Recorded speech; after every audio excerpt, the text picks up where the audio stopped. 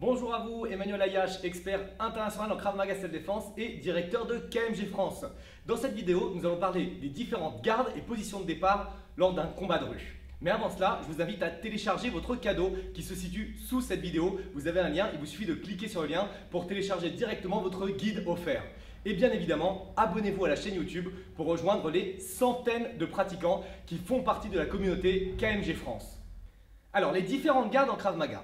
D'abord, la première chose, c'est comprendre pourquoi est-ce qu'on a besoin d'une position de garde. La position de garde permet deux choses. C'est 1, d'être capable de se défendre le mieux possible et 2, être capable d'attaquer dans les meilleures conditions. Cependant, il n'est pas recommandé d'être en position de garde lors du début d'un affrontement. C'est-à-dire que si je suis avec mon partenaire ici et qu'il y a une situation une situation de conflit ou quelque chose comme ça et que directement je me mets en position de garde, je communique à mon adversaire beaucoup trop d'informations. Donc la première chose, c'est que je lui transmets que je suis prêt à me battre. C'est-à-dire que si mon partenaire va après déposer plainte à la police, il va pouvoir dire oui, il s'est mis en garde face à moi, il était agressif, il était offensif. D'abord, lui pourra le dire, mais s'il y a des gens autour de moi, c'est-à-dire que des gens qui ont observé la scène, qui peuvent témoigner que j'étais dans une position agressive et que j'étais prêt au combat, ce n'est pas une bonne chose. Ça, c'est la première chose. La deuxième chose, je lui signifie que je sais me battre. Okay, ça veut dire que si je suis en position de garde, peut-être qu'il va se dire oui, il sait se battre, donc je ne vais pas faire une attaque franche, mais je vais appliquer un peu de vis, ou alors je vais faire quelque chose pour lequel il ne s'y attend pas. Donc on communique trop d'informations à son partenaire. Du coup, quelle position adopter avant le combat? Donc si mon partenaire est face à moi, ce genre de position est assez efficace. C'est-à-dire que j'ai une jambe devant, une jambe derrière. Donc si mon partenaire me pousse, je peux être rapidement stable, contrairement à ce genre de position où s'il me pousse, je risque de tomber en arrière. Ça, c'est la première chose. Donc les jambes, une jambe devant, une jambe derrière, je vous conseille de mettre votre jambe forte en arrière. La deuxième chose, c'est vos mains. Mettez vos mains au-dessus de la ligne des coudes. C'est-à-dire que si vos mains se trouvent au-dessous de la ligne des coudes, à partir du moment où il va me frapper, je vais avoir beaucoup de temps pour pouvoir réagir. Je vais mettre beaucoup de temps pour pouvoir réagir. Si j'ai les mains déjà haut, lorsqu'il va me frapper, je vais pouvoir réagir beaucoup plus rapidement et me défendre beaucoup plus rapidement. Donc, vos mains sont au-dessus des coudes. C'est-à-dire que dans cette position, c'est acceptable.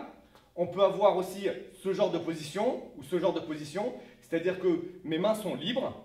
Elles ne sont pas bloquées. Mes mains sont libres, mais j'ai quand même les mains au-dessus de la ligne de coude. Donc, s'il se rapproche un petit peu face à moi pour me frapper, je pourrais faire une défense éventuellement, une défense de bras, en utilisant la main la plus proche. On peut avoir aussi ce genre de position. Encore une fois, la main est libre en dessous et l'autre main est aussi libre. C'est-à-dire que, encore une fois, s'il me tape au visage, je peux défendre sans problème en utilisant cette main pour me défendre. Ça, c'est des gardes où en fait vous n'êtes pas en garde. On pourrait qualifier ça de position semi-active. Vous êtes déjà à moitié active. Dès que la personne vient vers vous et commence à vous parler, s'il me dit pourquoi tu me regardes comme ça ou peu importe, un problème.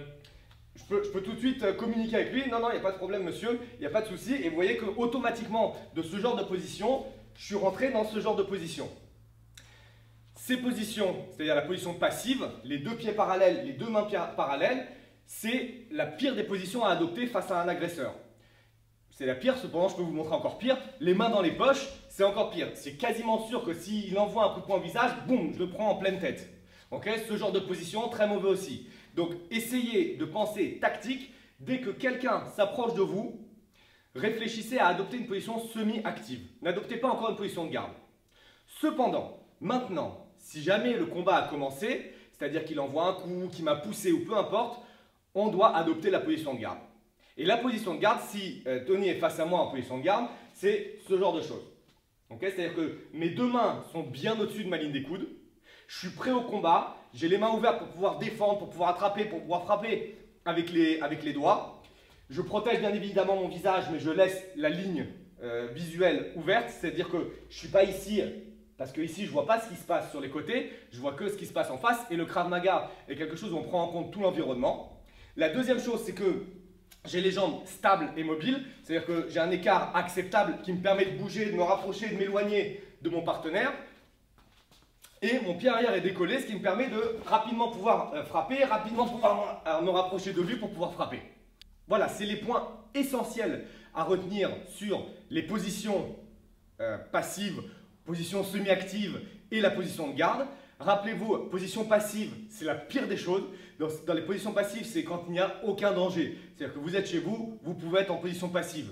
Vous êtes dans un endroit clos, quelque chose que vous connaissez à 100%, il n'y a pas de problème de position passive. À partir du moment où il y a une suspicion de danger, passez directement en position semi-active. Donc pour rappel, stabilité, une jambe devant, une jambe derrière, les mains au-dessus de la ligne de coude et vous observez bien la scène. Vos mains sont libres et aptes à réagir rapidement. La deuxième chose, c'est la position de garde. La position de garde, elle est faite pour protéger votre corps le plus efficacement possible et pour pouvoir attaquer le plus rapidement possible. Donc toutes vos armes sont disponibles face au problème, vos deux mains sont disponibles, vos deux pieds sont disponibles, vous êtes stable, vous êtes capable de bouger rapidement, vous avez les côtes protégées, vous avez le visage protégé et les mains vers l'avant. Bien entendu, le regard est vers l'avant et vous êtes prêt à affronter l'adversaire qui se trouve face à vous. Voilà, on a fini cette vidéo. Si vous avez aimé la vidéo, n'hésitez pas à liker la vidéo. Si vous pensez que cette vidéo peut aider un de vos amis, n'hésitez pas à lui partager. Et bien évidemment, commentez, posez vos questions, n'hésitez pas. Voilà, je vous retrouve très prochainement pour une autre vidéo. À bientôt!